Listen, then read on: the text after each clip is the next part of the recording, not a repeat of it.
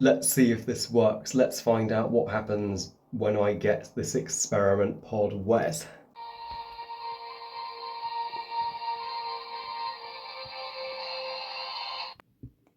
Hug me a heap, swing me a lot. We got a lot of ocean if it gets too hot. Ooh, baby, take my hand. We'll have some real rockin' fun in the sun. That's as it Stitch the movie. I mean, how come there was never a Lilo the movie? Seems kind of a dick to Lilo, this franchise, doesn't it? Think about it. I mean, Stitch the movie and Leroy and Stitch. Lilo was uh, nearly entirely left out of the titles the uh, in the TV a show series. So Stitch the movie is also the second installment in the Lilo and Stitcher franchise overall, and is the like the pilot episode to the what would follow the Lilo and Stitcher TV show, and tells the story taking place after the events of Lilo and Stitcher 2, where uh, Stitcher is finding it hard to get everybody in Hawaii to like him besides his Ohana, until the big dummy himself, Captain Gantu, returns with a vengeance, kidnaps Jumba to interrogate him with Dr. Hamsterville, Jumba's former evil genius scientist partner who made the genetic experiments with Jumba, as Hamsterville wishes to overthrow the Galactic Alliance and Grand Councilwoman and rule the universe with the experiments. And Lilo and Stitch discover the experiment container, to which there are 625 more Stitches. Yes, a Stitcher has one mammoth-sized family. And more cousins and a bit bigger Ohana uh, you could imagine. So it's up to Lilo and Stitcher to not only get Jumba back, but to protect Stitch's cousins from Hamsterville and Garntu. Uh, and now, uh, of the three sequels Lilo and Stitch are spawned, this was the first to be released, even though Lilo and Stitch 2 takes place before that, so which is confusing. This was the first Lilo and Stitch sequel me and my sister saw on VHS back in 2003, and yeah, at the time we were kind of obsessed with it, and we were certainly obsessed with the TV show that would follow. Though now looking at it from a critical point of view as an adult movie reviewer, yeah, I it's not as great as I remember it to be as a kid.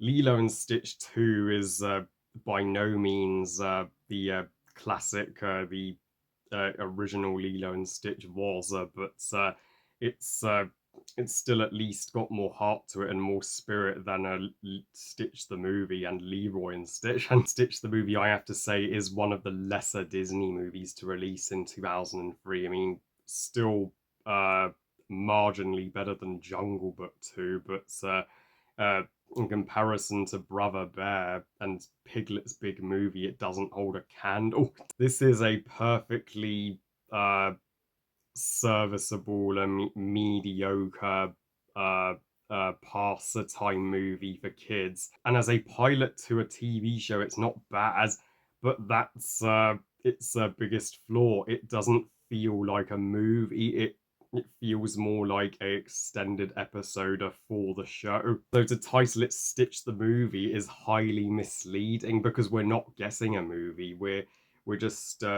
guessing an episode of what should have been in the TV show. And you can tell right off the bat this movie didn't. This movie had a lower budget than the original Lilo and Stitch and Lilo and Stitch 2. The animation quality here is such a downgrade. It's subpar made for TV animation. I mean, they do a okay job with the budget they have, but even so, you can see the emotion through the characters' expressions here, unlike the first two Lilo and Stitches, just isn't here. And this movie is more of a fun uh, adventure uh, than it is a family drama, which the first two Lilo and Stitch movies excelled at the emotional drama. There is not a single scene in Stitch the movie that's uh, makes you cry a bucket full of tears.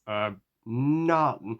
Like there is little glimpses of heart. So like Lilo and Stitch when they're captured on Gantu's ship and imprisoned, they do have that chat about how Ohana means nobody gets left behind or forgotten, but it's not enough. And poor Nani, my favourite Lilo and Stitch character, she uh, is extremely wasted here. Like, in fact, she would be uh, sidelined and reduced to a minor character throughout the Lilo and Stitch TV series, and she would not get involved in the alien experiment stuff as much, which makes no sense because in the first film, Nani literally got on Jumba and Pleatley's ship to rescue her captured sister. She's aware of everything that's going on. And when Lilo and Stitcher go on to Gantu's ship to rescue the experiments, we don't see Nani at all in the second half of this movie. She just goes to work, and we never get to find out her reaction to having almost lost her sister to Gantu and Hamsterville. Like, you'd think she would and Jumba and Pleatley would team up and get on to Gantu and Hamsterville's ship and kick their ass to rescue Lilo and Stitch, but no. Even Jumba and Pleatley don't do shit in the third act. So after Jumba is rescued, they just stand around on that damn beach by the lighthouse. Really? And the soundtrack is also a lot weaker than the soundtracks of the first two films. Like, we only hear one Elvis song in the opening titles. We're gonna have lots of fun in the sun, dance, dance till your nose gets tan. But it's all too brief. Other than that, the soundtrack is just uh, well, it's just background sci-fi music, and Stitch wanting to get everybody else to like him on in the opening on the beach when he's going aloha cousin has no payoff to it in this film, and that's the thing, because it's setting up the TV show, it forgets to conclude itself as a movie. Like it's like, oh, sorry, you've got to see the TV show for the story to continue and for everything to get resolved. Dr. Hamsterville as the main antagonist of the franchise and the big bad of Lilo and Stitch. Yeah, I was never intimidated by him. I mean, a gerbil who wants to be taken seriously and uh, be a galactic ruler is a funny concept. The gag about him needing a phone book to look more intimidating, yeah,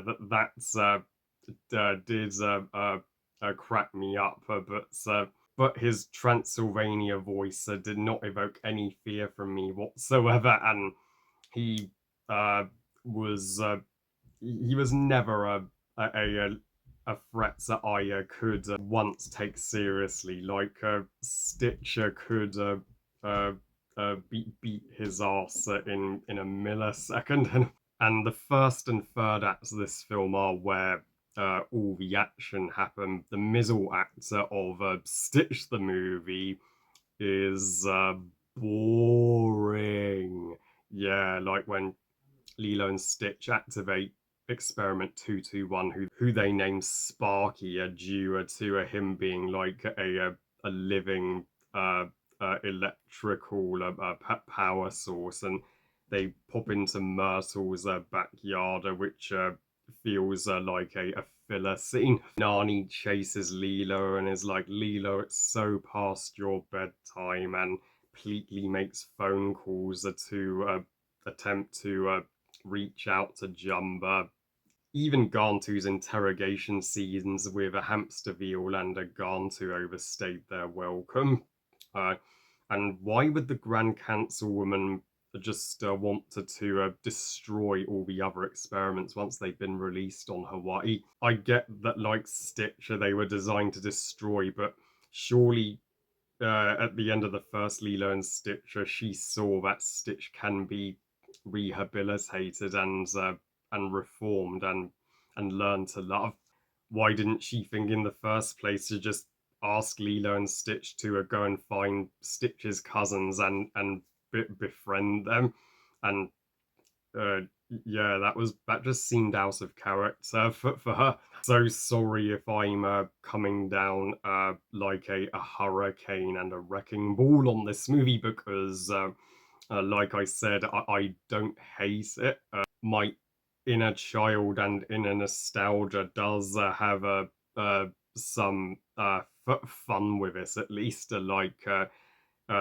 Uh, Sparky, the first ever experiment we see apart from Stitch. He is one awesome dude, and I love how they find a purpose for him in the end to power the lighthouse. The concept of Stitcher having, well, hundreds of other cousins and hundreds of other experiments with unique, different abilities and superb world building for the Lilo and Stitch franchise. Just a shame we barely get any of it in this movie, not until the TV show. And 625, oh, this dude, it is a hoot, particularly with his obsession with making sandwiches. And I mean, bologna seems to be his favorite. No idea why, because I'm with Ganto. Bologna sucks. Too fatty. Ganto does make a badass and intimidating a returner to the franchise after his retirement at the end of the first film, and to see him kidnap Jumba and just stop at nothing to bring the experiments to Hamsterville. It makes you realize, damn, Gontu is even worse than we thought he was in the first film. Even and but there's no real resolution to him and a 625's storyline. His ship just crashes on Earth just to set up him becoming the experiment hunter we see in the TV series.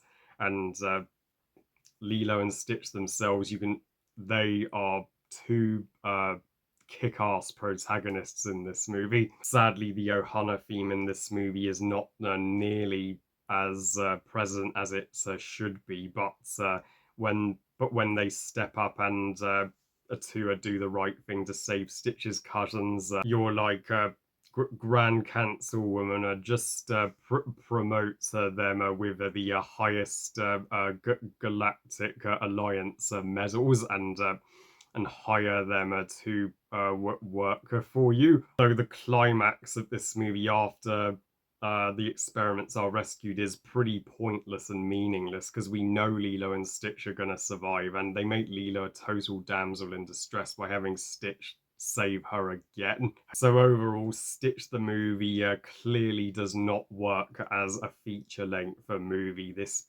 totally should have been just an episode of the TV show, and it would have worked uh, a hell of a lot better.